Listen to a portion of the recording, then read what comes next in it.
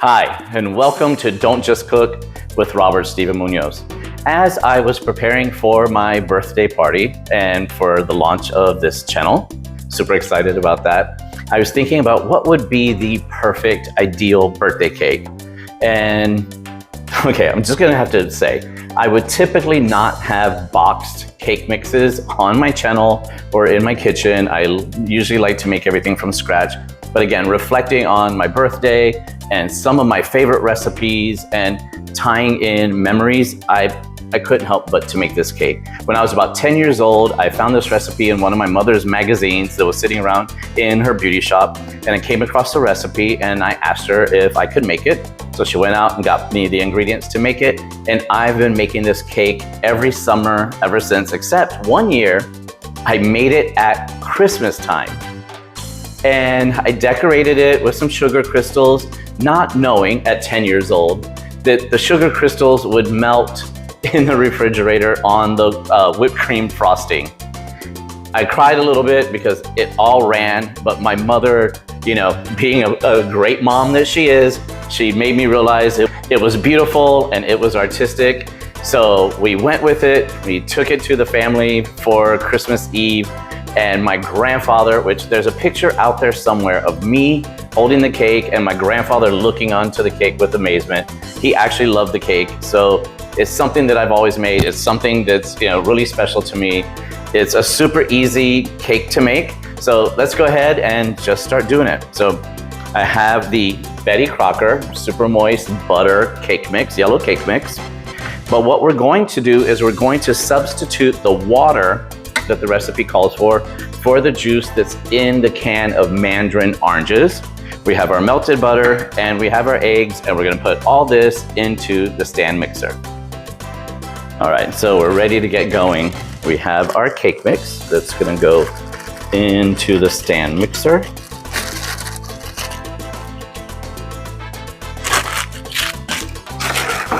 Good old Betty Crocker, you gotta love her. Gonna get that going on a low speed, especially with dry flour ingredients in your mixer. You never want to put it on high because then you're going to be completely covered in the powder. We are going to add our softened butter, just as the recipe on the box called for.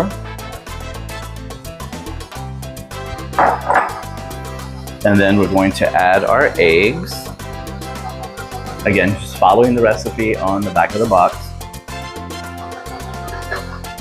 Now we can start to turn the mixer up a little bit.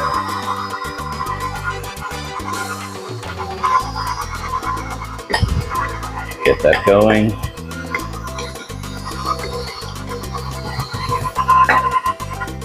Now while that starts to mix and get well incorporated, I'm going to go ahead and strain my mandarin oranges.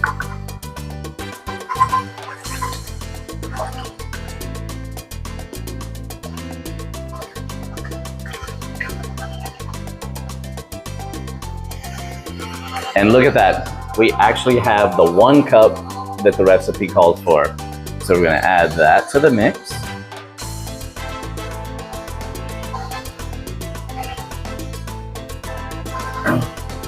Now we can turn it up a little bit more. This cake comes out so flavorful and light and delicately sweet. The mandarin oranges just have an amazing flavor to them, and when they're crushed and baked into the cake, it's just absolutely incredible. The frosting for the cake is actually whipped cream with some mango we're gonna actually grind that up a little bit more, and a little bit of vanilla pudding all mixed together, and that's what we're gonna frost the cake with.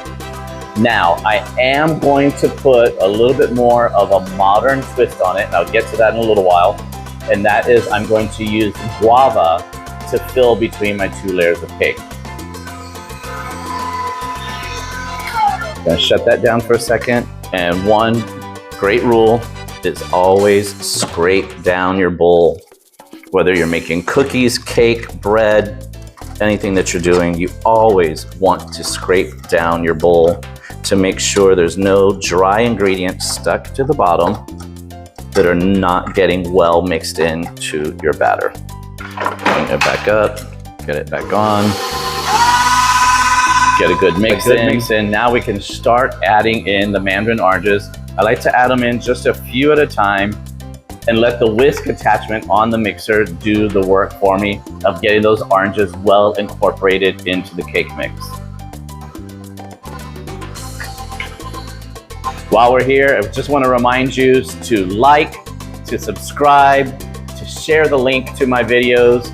I'm looking so forward to sharing some of my favorite recipes, some of my family recipes with you, exploring different foods from different cultures, and also, sharing my tips and tricks on how to make a memorable occasion, not just a great dish. Let's add in the rest of those oranges. If you want this recipe, you can send me a message, or if you have any other questions about this recipe or anything else you've seen on my channel, just send me a message. I'd be glad to answer them for you.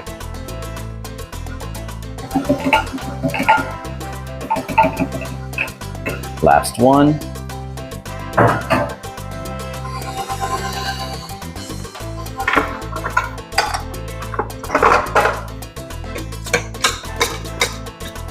Look at that.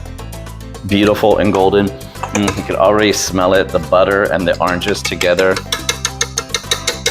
So make sure the sides are scraped down and everything is truly well incorporated. Now I've already prepared my 2 9-inch round cake pans with some cooking spray and a little bit of parchment paper to make sure they don't stick. My oven is already heated to 350 degrees. So I'm gonna divide this cake batter evenly with these 2 pans and get those into the oven, and soon this whole house is gonna be filled with the smell of deliciousness. So stay tuned, because then next we're gonna be making that mango frosting for this cake. All right, dale, let's go.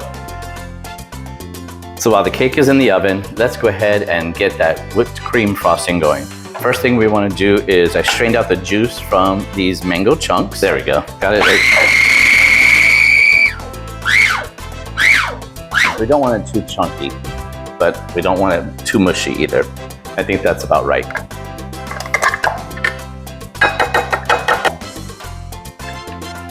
I love the smell of mango. I mean, I love the way it tastes, but the smell is so good too.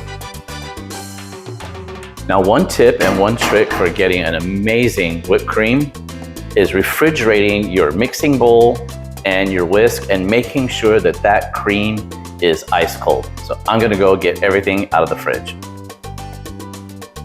So beautiful. They rose nicely. We'll do the toothpick test. And yep, we have a clean toothpick. All right, so we're gonna go ahead and let these cakes cool, and we're gonna go ahead and get this frosting going. So we have this super chilled. I had my mixing bowl and the whisk in the refrigerator as well, so everything is nice and cold. So we're gonna turn this on low speed. I'm gonna start pouring my cream in. This is the heavy whipping cream, and of course, we're gonna scrape. We want every drop of that cream.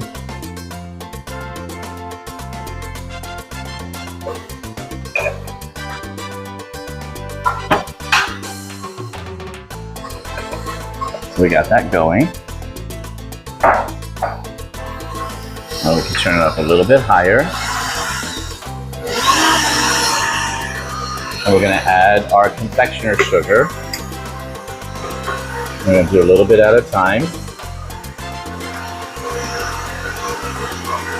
Again, you don't want the mixer to be too high when you're adding a powder ingredient, because if not, everything will literally go up in smoke.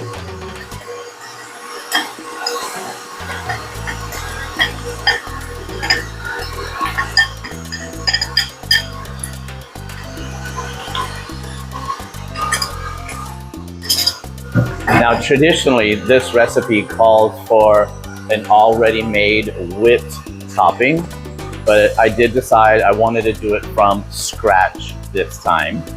So we're gonna make a real whipped cream frosting. So now I'm gonna turn this up a little bit higher and start getting that nice whip. Again, thanks for joining me on Don't Just Cook. And for my friends and family that are out there watching this right now, some of you may remember having this cake, and I hope you're enjoying the little spins that I'm putting on it now that I'm not that 10-year-old boy anymore. Again, we're gonna follow that rule and scrape. We're already starting to get some texture. Nothing's better than homemade whipped cream. So typically you would add vanilla extract to this, but because we're going to be incorporating the vanilla pudding as well as the mango, it's not necessary for this version. Now that I can see some of the texture starting to develop, I'm going to put the mixer on a lower speed and start adding in the vanilla pudding.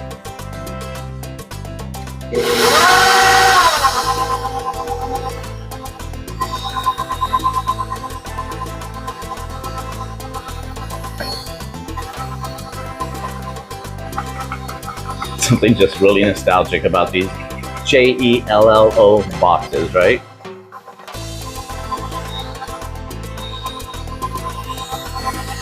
And we're gonna turn that up a little bit, make sure it all gets well incorporated. Time for that scrape down. This time I'm actually gonna lift the bowl up and take my whisk out so you can see what's happening here.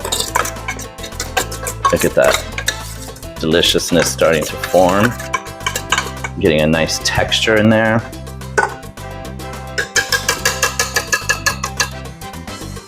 You know I'm tempted to lick this, but I'm on camera. So we'll give that a good scrape down.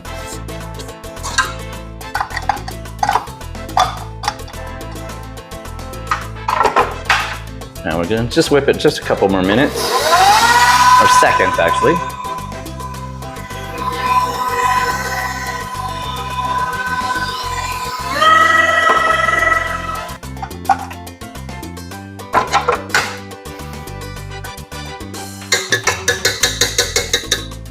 What do you think? Isn't that a beautiful golden color? Now we can gently fold in and spoon in the mango. We'll put in a little bit at a time.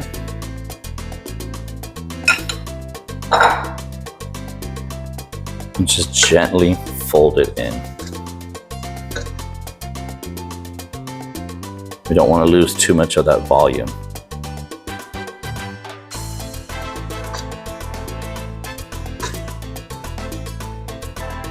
I could eat just this, like right out of the bowl.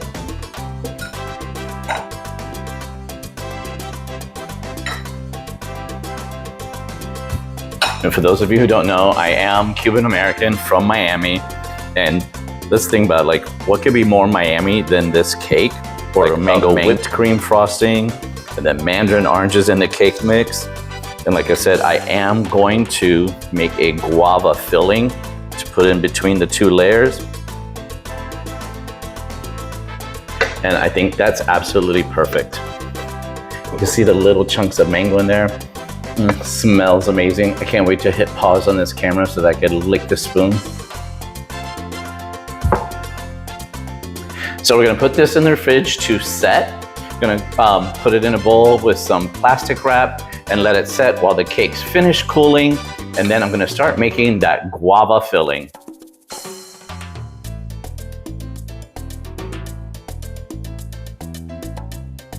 So good. This is so good.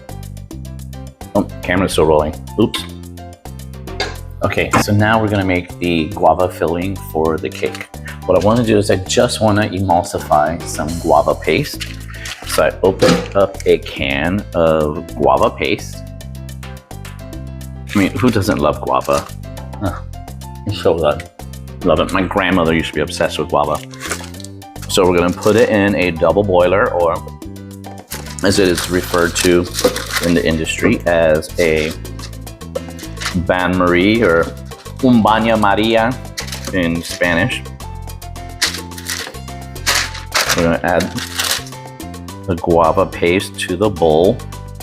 The water is simmering underneath.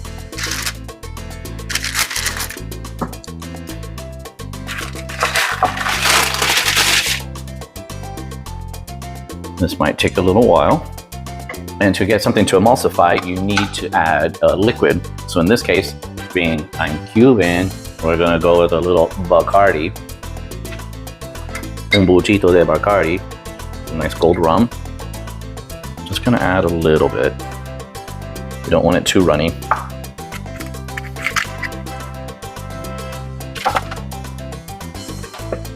So we're gonna let that cook down until we get a nice creamy consistency to fill in our cake. And there we go. Look at that. It's beautifully emulsified. So full transparency, it did take about a full shot of rum. Then I did add a little bit of water to it as well to make sure I get a nice consistency and to make sure that everything was melted down evenly. In the famous words of Chef Brad, mira esto. All right, that's all set. With all this talk of Cuban and guayaba and rum and everything, I figured this would be like the perfect time to have a little guanazo break.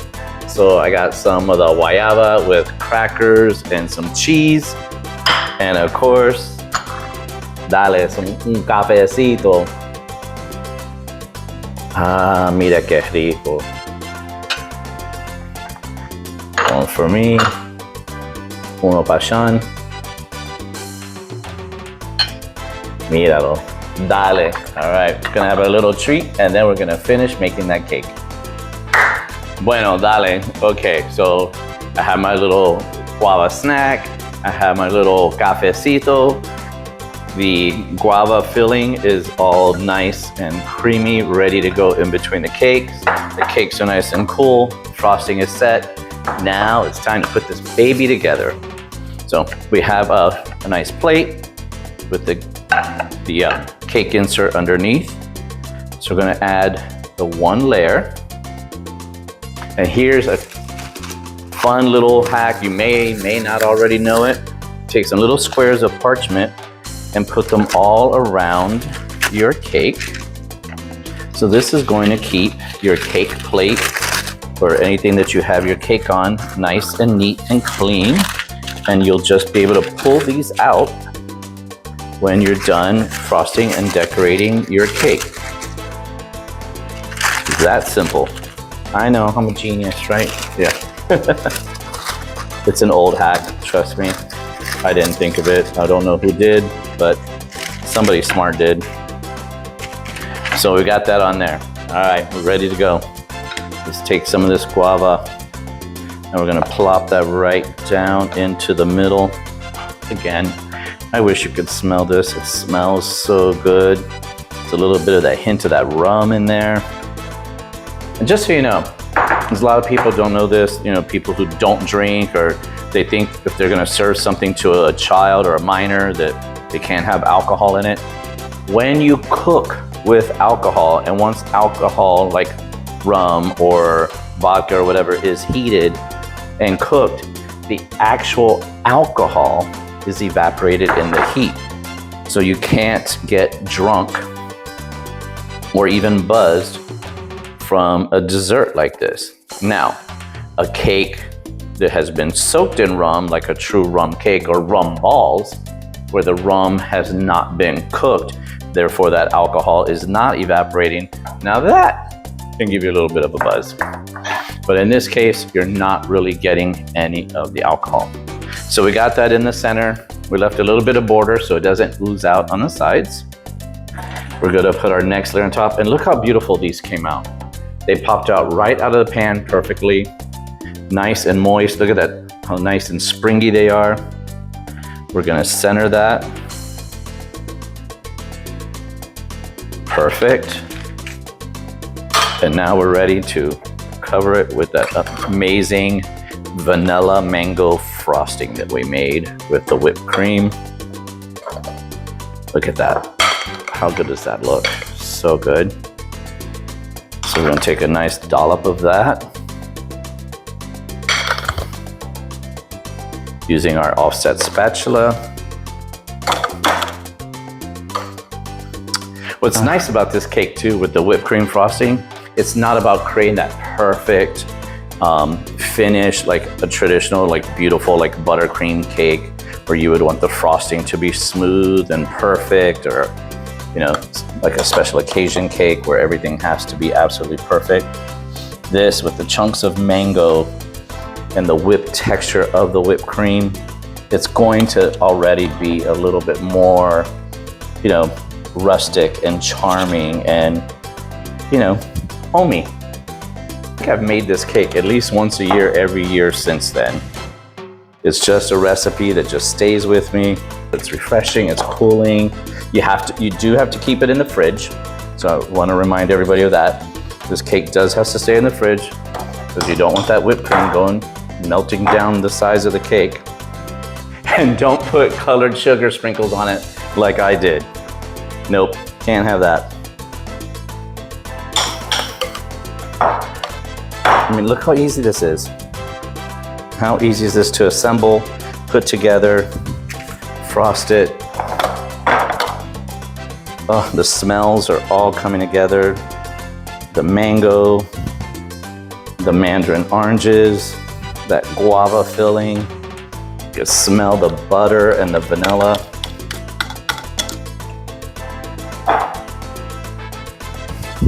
I know I'm making this for myself for my own birthday, but anybody would love to have this as their birthday cake. Wish my grandparents were still here with me and were able to see what I'm doing right now and what I'm making right now, and thinking of them, and just especially mangoes. My grandfather used to love mangoes, sitting in the kitchen peeling the mangoes, leaning over the sink and sucking on the mango seeds, and juice dripping all down his hand. And then he would sit at the table and cut up all the mango, and I would sit there right next to him. I think I was eating those pieces of mango just as fast as he was cutting them. So we're just gonna smooth this out a little bit. We want it to be somewhat pretty. So it doesn't have to be perfect, but we want it to look nice. We are gonna have company.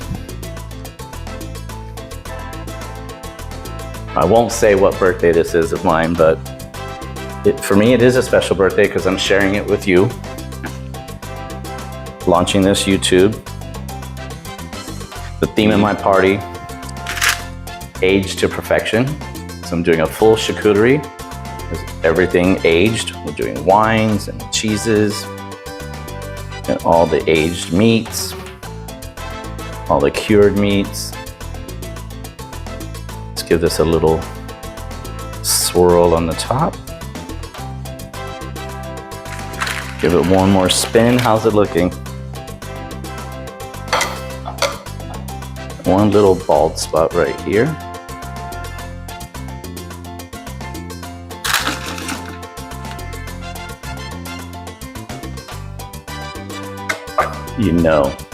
What? I'm gonna do it. Oh my God. So good. And then voila. Voila.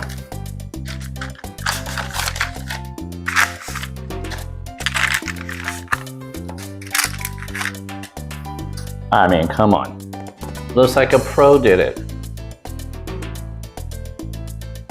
So beautiful. So there you have it. The one thing I don't remember about this recipe is if this cake actually had a name. I'm gonna call it the Miami Tropical Dessert. If that's what you wanna call it with me. But again, thank you so much for joining me right here on Don't Just Cook. Don't forget, like, subscribe, and share. Let everybody know that I'm here and I wanna share my special moments and your special moments right here, because food is life and life is worth celebrating. Dale, see you next time.